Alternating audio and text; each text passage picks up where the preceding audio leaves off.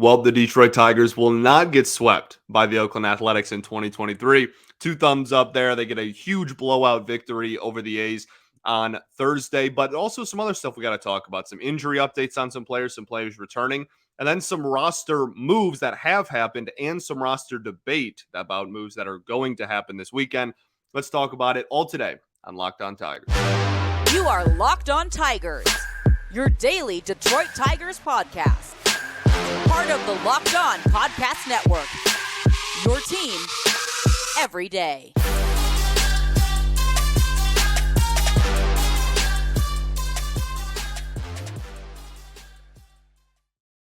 What is up, everybody? Welcome back to another edition of Locked On Tigers. I'm, of course, your host, Scott Bentley. Today is Friday, July 7th, 7/7/2023. Thank you so much for making Locked On Tigers your first listen every single day. We are free and available wherever you get your podcasts, including YouTube, part of the Locked On Podcast Network, your team every day. Today's episode is brought to you by Game Time. Download the Game Time app, create an account, and use code LOCKEDONMLB for $20 off of your first purchase. Last-minute tickets, lowest price, guaranteed.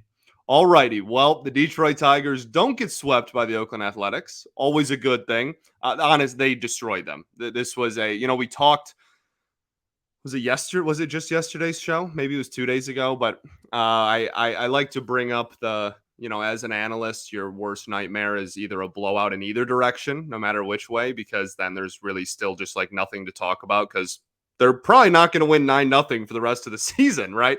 But everything went right. They absolutely did their job. The whole series should have looked similar to this. I'm not saying 9-0 every day. It's still a Major League Ball club over there. But, golly, they really fumbled the first two games. It kind of takes a little bit of the, I don't know if excitement's the right word, but I don't know. It just softens the win there a little bit. Like you still lost the series to the A's and you got shut out for 17 straight innings and all that. Regardless, vibes are high today. We got some good news, not only on the injury front, but some roster moves that we're going to talk about as well as the end of the show. And a win is a win. We have done a lot of losing over the last 7 years, 8 years, whatever it is now. And I personally am not going to take a single win for granted. I don't care who the opponent is, whatever. I'm never going to be upset after a win, especially a big time convincing victory like this. So we'll take it. Vibes are high. All right. Let's talk Eduardo Rodriguez first and foremost. And the reason we're doing that is because on yesterday's show, I just completely went off the rails and did not talk about the baseball game itself whatsoever because they got destroyed and I don't think they deserved it. So didn't talk about Erod's start yesterday. Let's talk about it today. Eduardo Rodriguez first start back. Would he give up 5 runs? Not the sharpest, for sure. Before he got hurt, he was one of the best pitchers in the American League, like legitimately. And first start back. So my overall takeaway is I'm not overly concerned. A few things that I've seen out there that I want to address. One, there has been a wave of people that believe that the Tigers rushed him back or something along those lines and he sucked and that was why. I don't subscribe to that mentality. You have to realize this specific injury is not like an arm injury or even it's not even like a tendon in his finger. It's like I'm not going to go through and try and be a doctor and describe the injury, but it's truly this really rare freak injury that does not happen. It's usually a rock climbing injury. It's not something that is going to prevent him from effectively pitching long term. It's once it's healed, it's good, right? It's not some, like I said, arm or shoulder thing that we have to worry about forever. So I don't think that he was rushed back and that's why he struggled. I do think that he hasn't pitched in a long time. Right? He made one rehab start, so I don't think that he's pitched in a while, just getting his legs back under him. I will also say that I firmly believe Eduardo Rodriguez is getting traded by the end of this month. We're going to get way more into trade scenarios and break that down a ton after the All-Star break. Okay. So that little 2-week time period there from the All-Star break to the trade deadline, we'll be talking about trade scenarios a lot. I think Erod is gone. But like I said, we'll talk about more of that when we get to it. But the fact of the matter is, if you're like, oh, we don't want him to tank his trade value, he has to come back at some point. His first start was always going to be the start that was the highest chance to not be great. And if you're just like, oh, well, we just shouldn't have pitched him, like no team that's going to plummet the value. Teams are going to be worried thinking he's still hurt. No team is going to trade for a dude that hadn't pitched in 2 months or 2.5 months or whatever. So he had to come back at some point. You might as well make it the Oakland A's, see what happens. As far as the start itself, I don't think that it was even like that awful, to be honest with you. I mean, it wasn't great. I'm not trying to convince you it was a good start or anything, but a few mistake pitches were crushed. One of the home runs was like the most perfect major league home run pitch I've ever seen. I think it was the 3-0 count that he threw that one in. It just deposited into left field, right? So he made a few bad pitches, but really outside of the first inning, which was just, he was kind of all over the place. Outside of those 2 mistake pitches on the 2 homers, I thought the command kind of recovered pretty nicely and was pretty decent. So we'll see what he looks like next start. I will also say this. If you do think that we should trade him, I promise you if he goes back to how he looked pre-injury, or even just like goes out there and throws up quality starts, even if he's not like a Cy Young candidate anymore, but he's still putting up, 6-2, 6-3 or whatever, it's very easy to just point at that and go, his first start back, don't worry about it. Like that's not going to like hold a lot of weight in trade discussion. Okay. So that's really what I thought. The velocity was good. The stuff is just as good as it always has been. It just was a consistent command thing. And I'm from what I saw in innings 2 through 4 or 5 or however long he ended up going, I'm not too terribly worried about him finding that again. Okay, cool. Now, we'll see, but that's where I stand right now. Let's talk Michael Lorenzen, the Detroit Tigers All-Star. We'll talk about the game that was actually played on Thursday. He looked really good. 5 innings, 3 hits, no earned runs, no walks, and 4 strikeouts.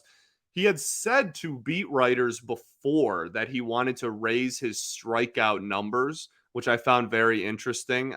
But I mean, people clowned on him for being the All-Star representative and whatnot. And we already shared my opinion of that. I think it should have been Jason Foley. But I mean, his ERA after this outing is almost sub 4. Almost. I think if he had to go 7 innings of shutout ball or something like that to have a sub 4, but he has a 4.03 ERA now after this outing. He's not, like the worst pitcher in the American League or something, and just had to be put on there for no reason. He did kind of have to be put on there, but regardless, you get what I'm saying. Like he's not some garbage can pitcher. Like he's still putting together a decently solid year. He went through one stretch of 6 starts where he looked really, really good.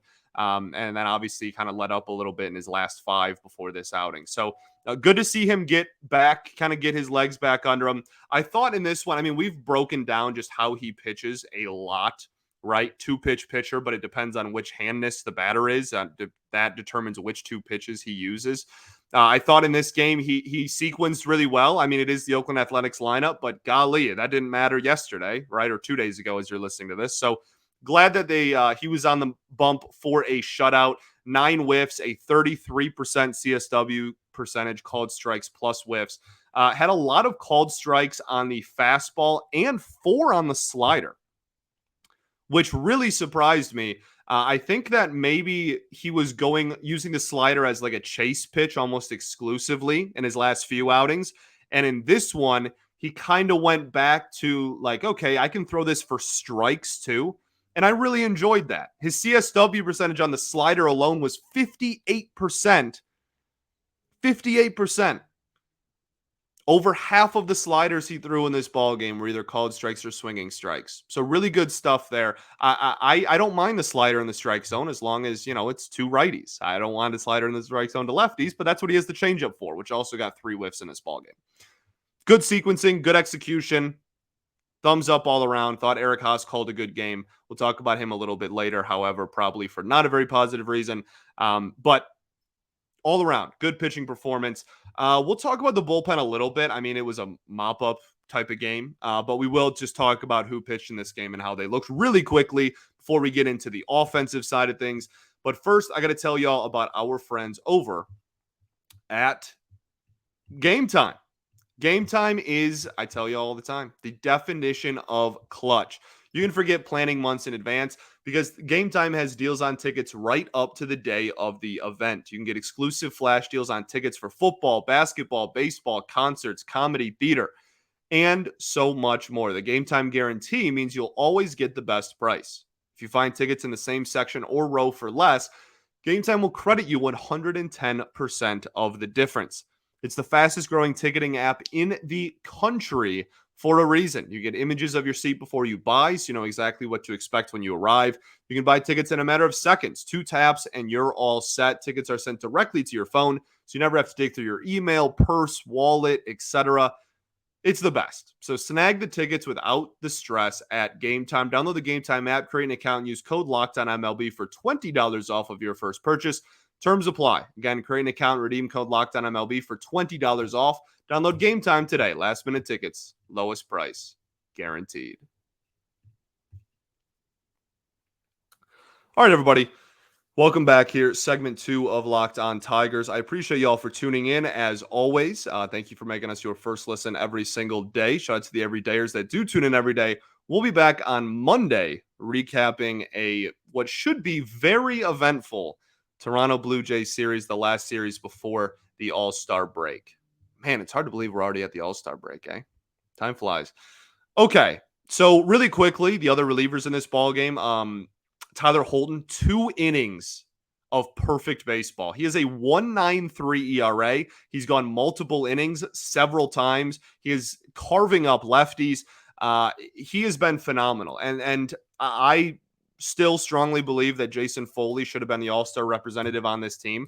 But there is a legitimate case for Tyler Holton. And when we talk about what Scott Harris has done right and what Scott Harris has done wrong, I'm sure we'll get into that. Maybe we'll do an all-star break type of episode like that. We'll certainly get into it at the end of the season.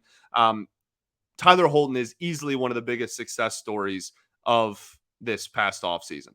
Just a waiver claim that has turned out to be absolutely fantastic, a legitimate weapon out of the pen. Brendan White, 1 inning, 1 hit, 1 strikeout, no walks or runs. Good to see him just have a good inning under his belt. When he first got called up, I thought he looked really good. That slider moves a boatload. Then his last few outings, he's kind of been hit around a little bit, and I think it was really important, blowout game or not, for him to get. I completely agree with Hinch using White here. I think it was important him to get work and have a shutdown inning. So really good stuff there. And then Chasen Shreve has a perfect final inning, 9th inning, struck out the side in that as well. So looking pretty solid there. But the game was well out of reach, so whatever. Okay, so that's it for the pitching performances. Let's get into this offense. Okay, the Tigers offense obviously explodes for 9 runs. That's a lot. A shutout on the pitching side, 9 runs on the offense. Can't get too much better than that on either side of the ball, right? I want to start with Kerry Carpenter because he is the ever controversial figure currently on the offensive side of the ball within this fan base because he doesn't play against lefties.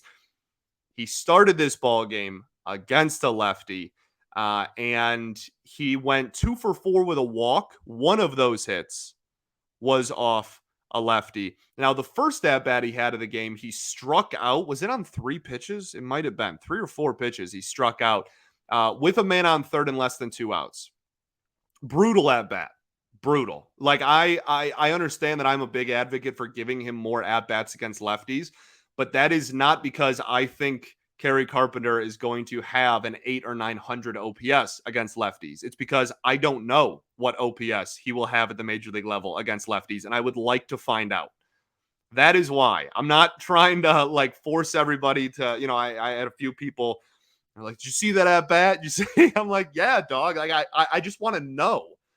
I'm not saying he is or he won't or whatever. I would like to at least give him a chance to prove one way or another. That's all. And he's never going to hit lefties better than righties ever. I fully understand that as well. So it was nice to see him get a hit in the second at-bat, but the first at-bat was really brutal. You have to at least put the ball in play there. You got to try to bring in a run. Javy came up next with 2 outs and 2 strikes on him, had an two RBI single rather, to kind of bail Carpenter out there. But just a rough AB in the first one. Second at bat, fantastic. Fastball up and away or cutter up and away. Just went the opposite way with it. Went with the ball, single to left field. Beautiful. And then the next 3 at-bats were all against righties. The third one might have still been against the lefty, actually. I think that was a pop-up on a hanging curveball, if I remember correctly.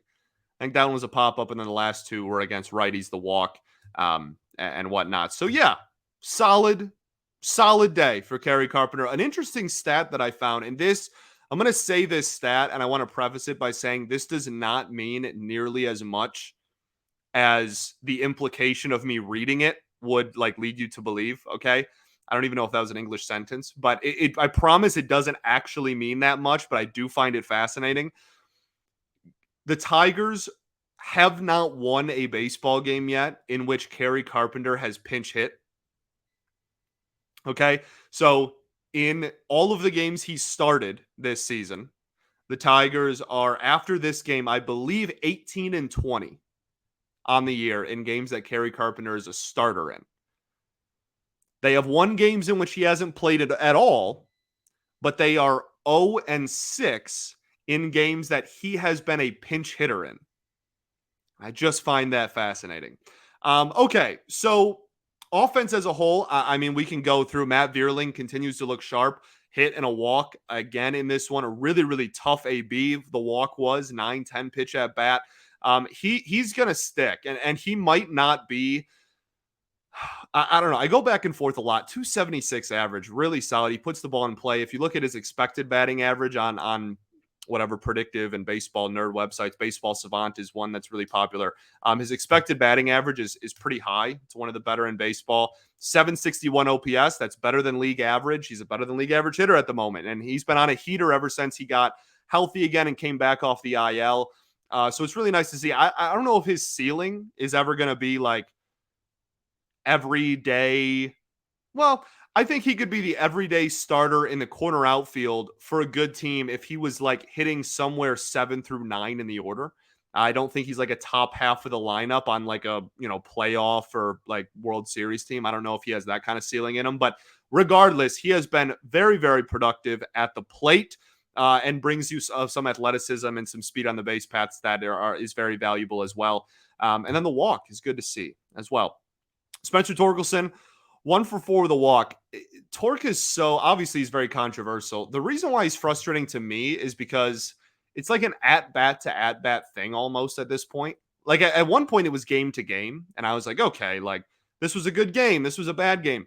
Like he's at a point now where his batting average over the last like week or something is like sub 200.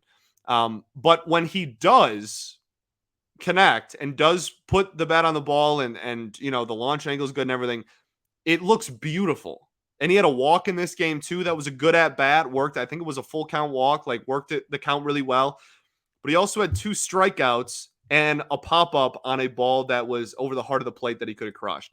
Like it's becoming not even game to game anymore. It's becoming AB to AB. Like I'm like, wow, that was a really good at bat. He really worked the count.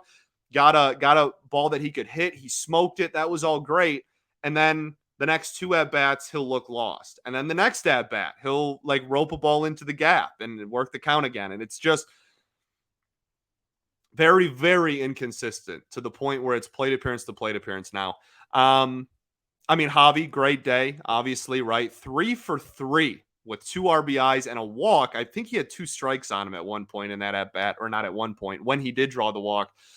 The thing is, he reached base 4 times in this game, and it raised his OPS to 596.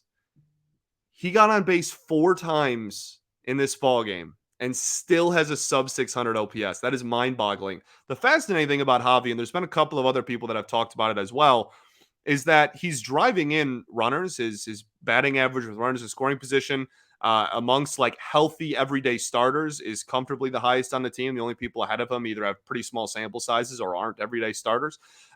So like he's still putting together good ABs when there's runners in scoring position, and he's driving in a lot of runs. Like he's on pace for I think I tweeted out, it's like 85 or 87 RBIs or something like that, which for a dude who has a sub 600 OPS is a lot.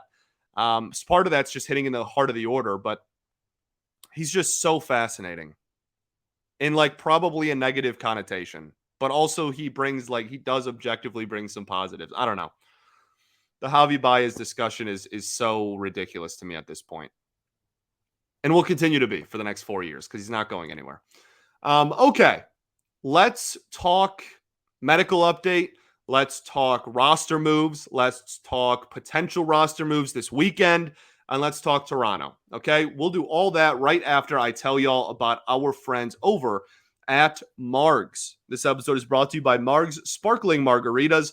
You guys know I love a good drink, and I've been trying to find a replacement to the typical White Claws and High Noons of the world. Thank goodness I stumbled upon Margs. The refreshing, ready-to-drink sparkling margaritas have officially become my go-to cocktail. They're crafted with real Blanco tequila. Margs, they're clean, crisp, and genuinely taste so good. They've got 5 unique flavors, so there's something for everyone to enjoy. I love these the most when I'm kicking back after work, I'm watching a game on the weekends, I'm hanging with friends. Whatever. This summer, I can't wait to continue to pack my cooler with Margs for backyard barbecues, boat trips, days at the beach. They are the drink of the summer, no question about it, and are going to be the perfect drink for tailgate season this fall as well.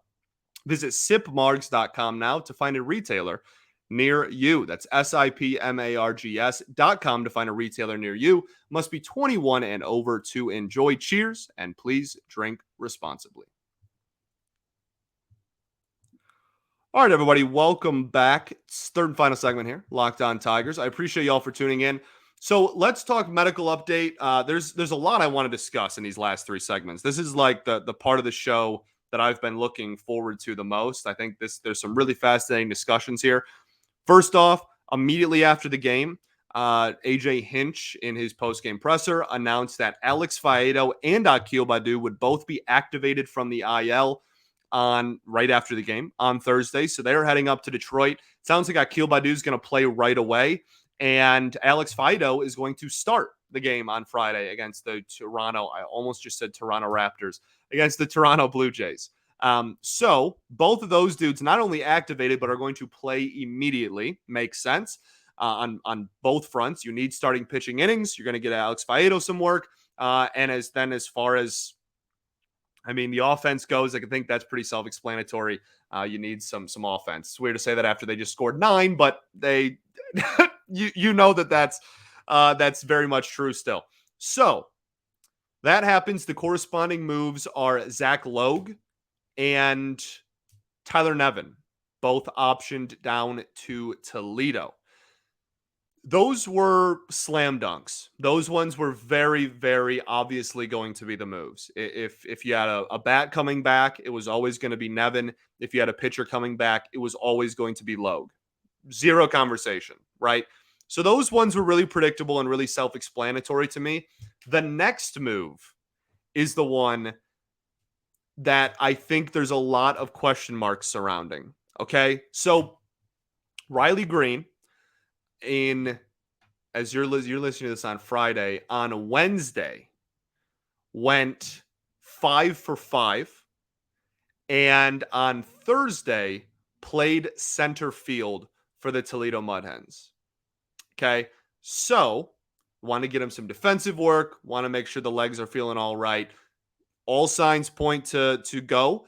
Clearly, he's good at the plate. They weren't like little bloop singles either. He was crushing the ball to the pull side in the air, double down the line, you name it. He did pretty much everything except homer in that 5 for 5 game.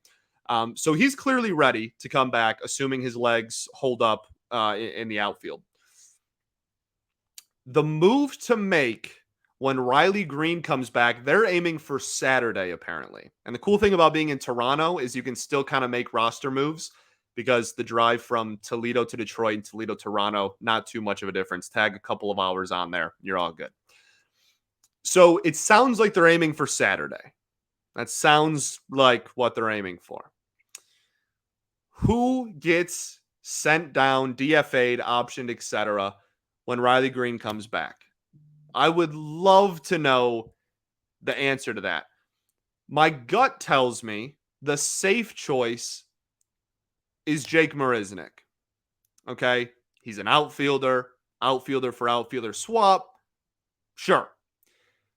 However, this team has so many players that can play multiple positions that I think they might hold on to Jake Marinsnick. Now, I'm going to have this conversation. You're going to listen to it on Friday, and you're going to know before we speak again, you're going to know the fate and you're going to know this decision. I might just have this whole conversation for no reason, but just hear me out here, okay?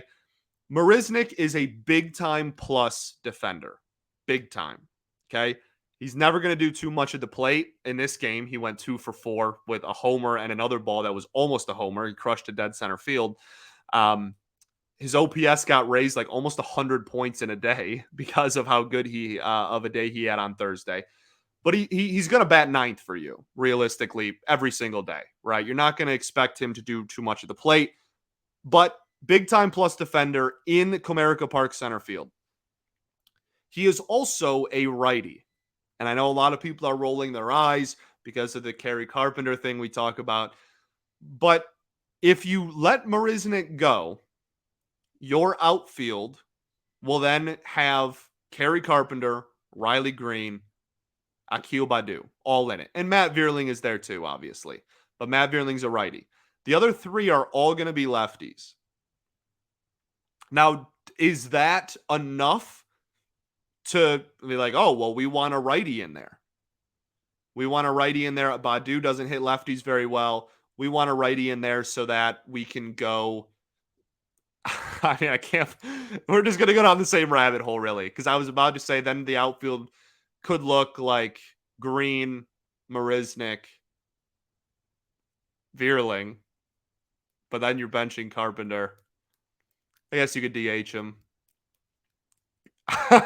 You see what I'm saying? Like, I think this coaching staff just loves the righty-lefty thing so much that they might hold on to him. And I know that in a vacuum is going to cause some people to like roll their eyes and be like, oh my goodness, I can't stand this platooning nonsense. But when you realize that it would probably be at the expense of Jonathan Schoop, if it's not Marinsnick, it's Schoop, right?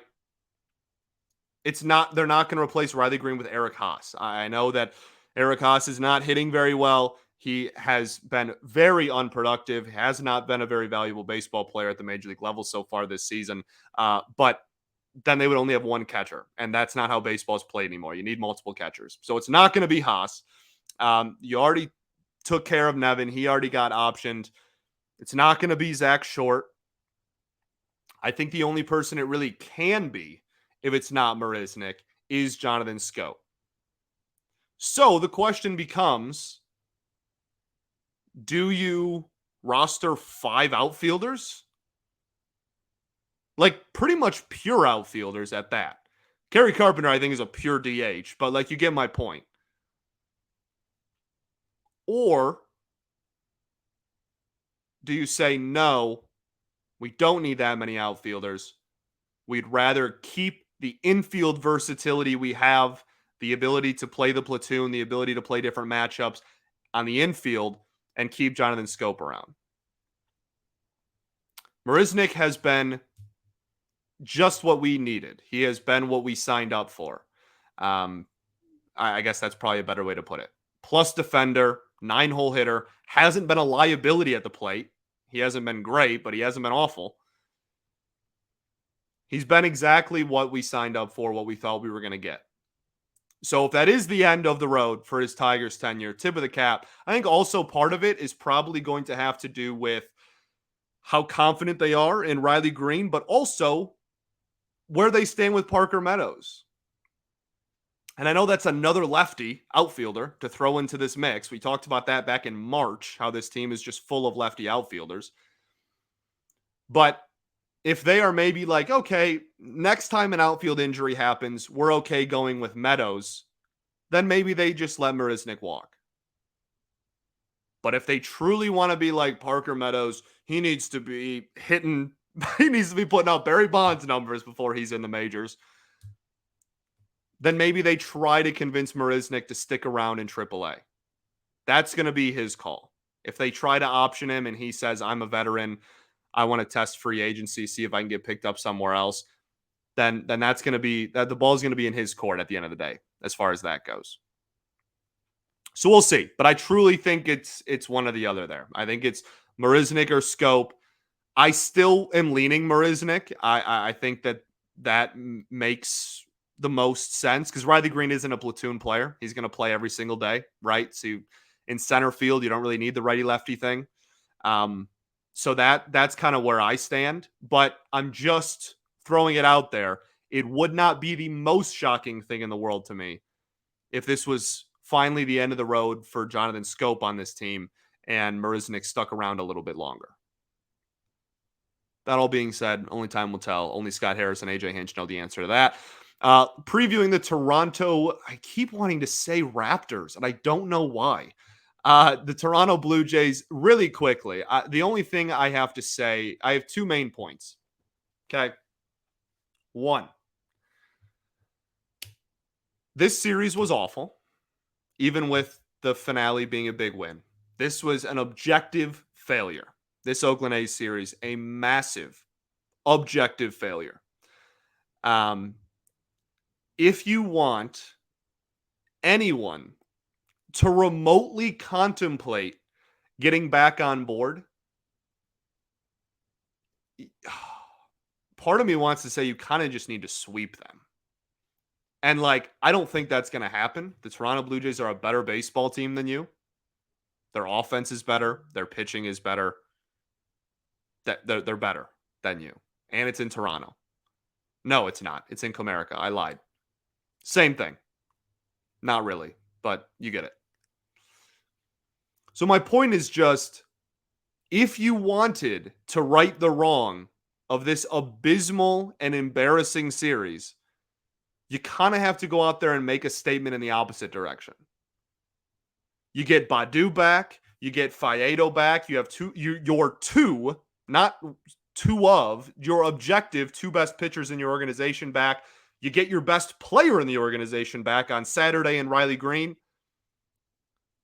The only way I can fathom people starting to jump back on board in any capacity would be if you went out there and legitimately took it to the Toronto Blue Jays. The only other thing I'll say is this. The first game of this series, the pitching matchup, is Alex Faedo against Alex Manoah. Alek Manoah. My apologies. I always want to say Alex. Alek Manoah was an all-star last year. He was dreadful in the first 2 months of this season.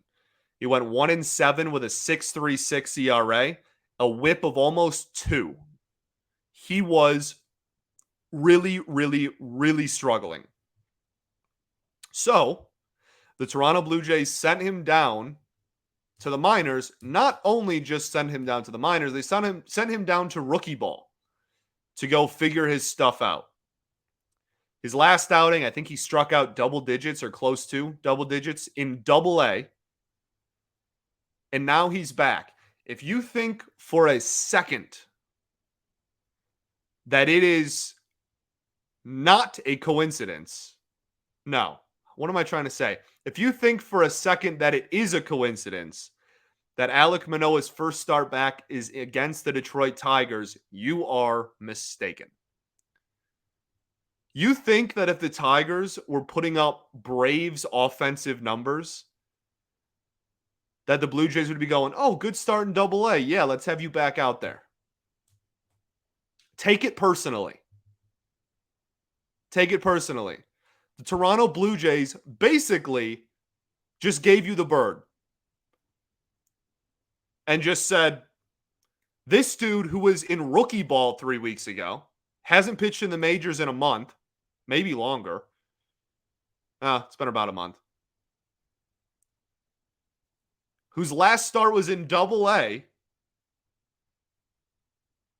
We're going to have him come back and try to get his confidence going with a nice, easy start against the Detroit Tigers offense. Take it personally, dog. Go light him up. You've already faced him once this year, and you did well against him then. Very unclutch, actually, I remember. I think the bases were loaded for a lot of that outing. I don't remember scoring nearly as many runs as we should have. That's all I have to say. You got to win. And again, I don't think this team is competitive. So I'm not expecting that. I'm not telling you to expect that. I'm just saying if you were to re-inject some hope into this fan base, that's what it would take. All right. Thanks for making Locked On Tigers your first listen every single day. We are free and available wherever you get your podcasts, including YouTube. Shout out to the everydayers that do tune in every day. We'll be back on Monday, hopefully recapping a successful series as we head into the All-Star break. A lot of fun content over the All-Star break. Trying to have some people on as well. But we'll do, first half recap, second half looking forward. We'll start the trade conversations at some point. We'll have a draft recap. The draft is this weekend. Oh, I got to plug that before I don't see you. I will be on it's called the Motor City Metrics Draft Show. They're having a live draft show. They do one every single year. Rahilio and Chris Brown and John and Uper and all of them. They run a great ship over there. I'm very close with them. Media helping media. I support all Tigers media. And so I will be on their show. I think this is the third year in a row, maybe even fourth draft in a row already that I've done with them. And yeah, it's super awesome. We have a great time. And so go check that out on Sunday night, 7 p.m. Eastern time will be the MLB draft. Tigers have the third pick and it's going to be a good time. So I'll be a part of that. So go check it out. Motor City Metrics YouTube channel. It's already a scheduled event and whatnot. You'll see it on there. Cool. A lot of cool guests as well. A lot of fun people that know a lot about the game of baseball. We'll be back on Monday talking about all of that. Peace and love. Going to therapy's dope. I'll catch you all then, baby. Go Tigers. Oh, I lost my video. There it is.